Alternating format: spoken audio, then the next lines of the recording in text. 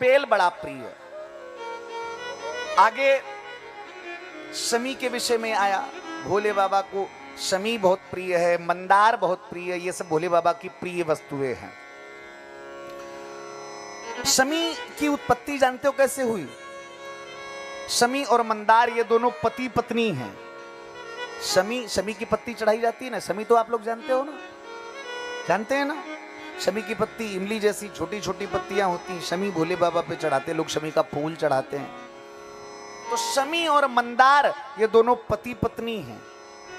शमी के पिता का नाम था औरव ऋषि और मंदार के पिता का नाम था धौम्य ऋषि। इन दोनों की शादी जब ये दोनों 7 वर्ष के थे तभी कर दी गई थी। शादी के बाद मंदार शौनक ऋषि के आश्रम में पढ़ने चले गए, अपने विद्याध्ययन किया, पढ़ाई पूरी की। पढ़ाई पूरी करके जब घर आए, पुराने जमाने में ऐसा होता था, बचपने में शादी हो गई और गौना जब बच्चा बड़ा हो जाता था तब किया जाता था, तो इनका गौना लाया गया। ये गौना लेने के लिए जब अपनी घरवाली को विदा करवाने गए, अपनी ससुराल गए, तो अपनी ससुराल से अपनी घरवाली को विदा करवाए कि अपने घर आए रहे थे। जंगल से निकले तो याद आ गया कि इसी जंगल में तो हमारे गुरुदेव शौनक ऋषि का आश्रम है, चलो गुरुदेव से आशीर्वाद लेते हुए चला जाए। गृहस्थी में प्रवेश कर रहे हैं।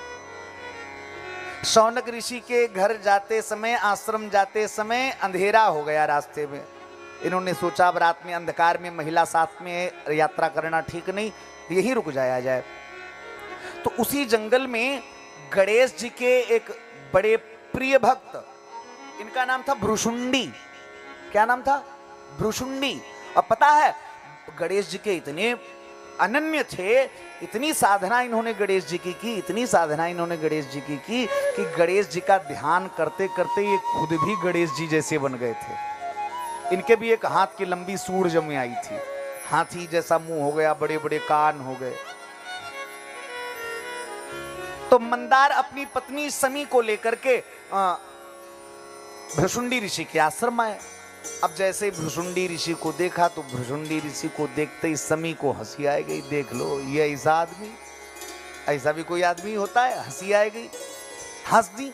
भ्रुशुंडी ऋषि को क्रोध आ गया, देख लो हमारे रूप स्वरूप को देख रही है, हंस रही है। श्राप दे दिया, जाओ श्राप देते हैं, हमारा तो जैसा वैसे ही ठीक है, लेकिन तुम आज के बाद में ऐसे बन जाओ कि हमारी इंसान की छोड़ो, परिंदा भी रात बिताने तुम्हारे पास नहीं आएगा। श्राप दे दिया, तुम शमी को श्राप दिया तुम कांटेदार वृक्ष बन जाओ। मंदार को श्राप दिया तुम भी विषैले पौधे बन जाओ, ना फल को काम में आए ना फूल काम में आए। श्राप दे दिया। बेचारे दोनों, शमी का पौधा बन गई, मंदार का पौधा बन गए। ज्यादा दिन बीत गए, जब दोनों वापस नहीं आए तो औरव ऋषि और धौम्य ऋषि ये दोनों समधी अपने बच्चों को, अपनी संतानों को ढूंढने निकले। भ्रुशुंडी ऋषि के आश्रम पहुंचे, भ्रुशुंडी ऋषि को सारी बात बताई। भ्रुशुंडी ऋषि ने बताया कि ऐसी ऐसी बात, हमारे श्राप से ये दोनों शमी और मंदार ये वृक्ष बन गए, पौधा बन गए हैं, और अब अगर इनको फिर से पुनः स्वरूप प्रदान करना है तो भगवान शिव ही ऐसा कर सकते हैं, क्योंकि भाव्यु मेटि सकै त्रिपुरारी, भाव्यु मेटि सकै त्रिपुरारी, भाव्यु मेटि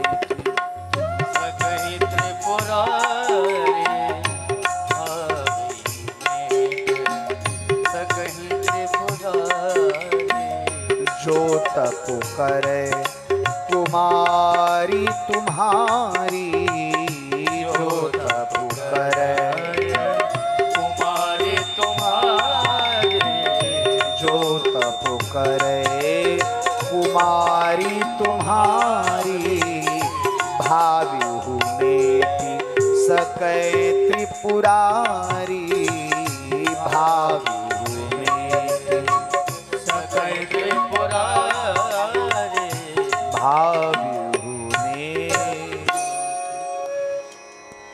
धौम्य ऋषि ने तपस्या की, भोले बाबा प्रसन्न हुए, प्रकट हुए, आशीर्वाद दिया किसी देवी देवता पे तुम चढ़ाए जाओ चाहे न चढ़ाए जाओ, लेकिन मेरे पुत्र के भक्त के श्राप की वजह से तुम्हारी ये दुर्गति हुई है, इसलिए जाओ।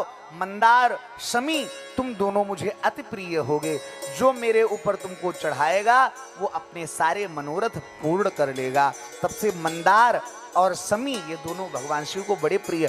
मंदार और शमी का पौधा भी सावन के महीने में लगाना चाहिए। और पता है, सावन के महीने में शादी विवाह नहीं होते हैं, लेकिन शमी और मंदार की शादी करने से, विवाह करने से घर के नाना प्रकार के दोष समाप्त हो जाते हैं।